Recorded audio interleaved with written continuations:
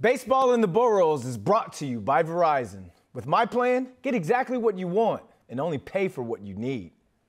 According to Fangraphs projections, the last place Yankees currently have just a 2.1% chance of finishing at the top of the AL East and a 35.8% chance of reaching the postseason. New York Post Yankees beat reporter Greg Joyce is on the line because numbers don't lie, and Greg Joyce doesn't either, especially when we're talking about the Yankees. Greg, keep it 100 with us. This team has lost 7 of their last 9, and we thought they'd be able to turn things around. So you think that Yankees fans are fooling themselves by thinking this team is something they're not, and should they break out the panic button?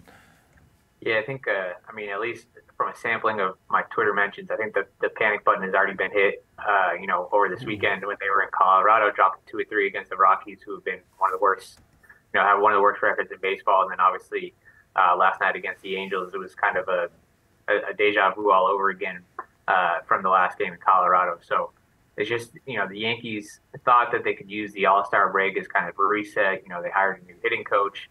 Brian Cashman talked about it being a sprint for the second half, that they felt like that everything was still in front of them.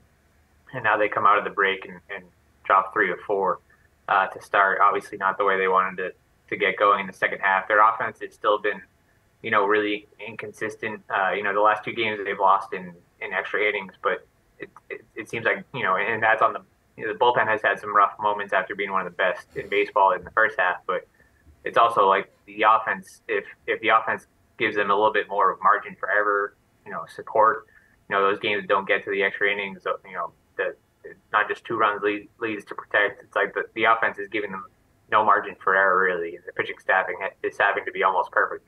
And so, they're really they're struggling to find any kind of consistency when they are able to get anything going offensively. It's like their pitching struggles. And when their pitching is good, the offense hasn't been good. So, yeah, they're just really struggling to get going. And obviously, they think they can still turn it around, but they are, starting to run out of time.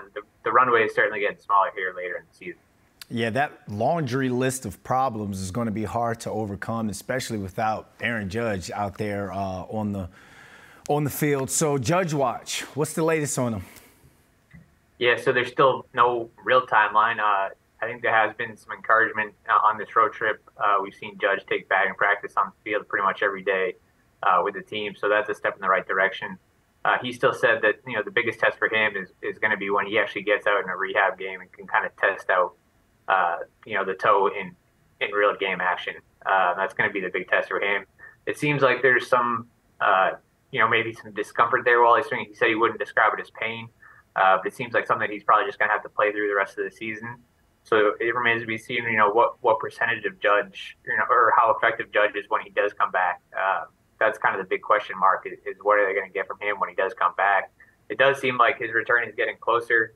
They still haven't put a timeline on it, like I said, but it seems possible that at some point in the next few weeks they could get Judge back, and obviously that they need him. It's just a matter of what he looks like when he gets back, because that back right toe is so important to getting all of his force and power in the box. Yeah, I can't imagine. Look, that's a lot of pressure that's going to be put on him to get back into this lineup and hit this team into the playoffs. So I'm going to everyone's going to keep an eye on that when he finally does return. All right, August 1st. The August 1st trade deadline is looking like the next big milestone of the season. As of right now, July 18th, are the Yankees buyers or sellers, and why? Yeah, I think they still got to be buyers. Obviously they have a big hole in left field to fill. They didn't address that fully in the offseason. And so now that seems like their biggest need at the trade deadline is for an everyday left fielder who can bring some consistency there.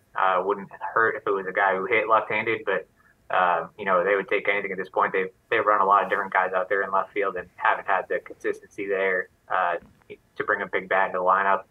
I think the question is, how much are you giving up for rentals at this point? The further they fall back, they're now 2.5 games out of the last wild card spot, which isn't too far, but it's also, there's some other teams in the mix too. So if you're talking about adding guys who are rentals, what are you going to give up, for 2 months of a player if the rest of the team isn't producing? The offensive struggles have been widespread. Some of their biggest bats have just gone silent. So they really need those guys to get going. The doesn't matter how much talent they bring in at the deadline, if they don't get some of their biggest bats going, like Anthony Rizzo, DJ LeMahieu, a little bit more consistently. So that's going to be one to watch. Yeah, I might have to check in with you on July 28th since I messed up that first question to see if they're going to be buying or selling. Maybe they can turn it around before then. They have game 2 of 3 out in Anaheim tonight at 9:38 p.m. So get a coffee, man. You're going to be up late tonight. Greg Joyce, thanks for joining us. Thanks, Brent.